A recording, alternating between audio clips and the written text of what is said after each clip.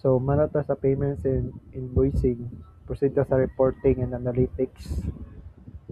How to read and use the reporting and attribution dashboard in your Shopify sa account. So tuman ta sa reporting.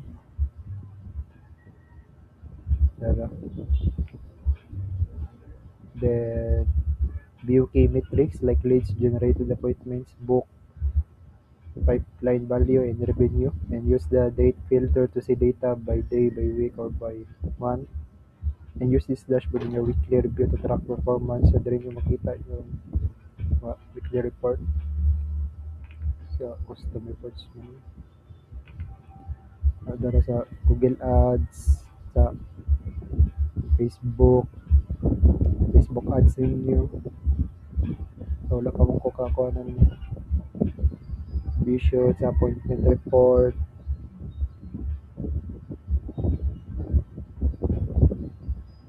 So diri mo mag-monitor sa inyong mga kuan, no? Yung mga data. And pwede pa mo mag-create og custom reports. Create. Same dya po siya sa uban na dya po create from scratch or blank or ano yung uban na template. Naka-template na appointment report,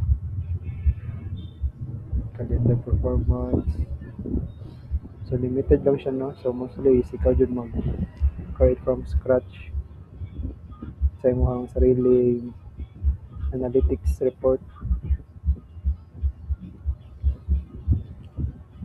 Sikato lang. Thank you.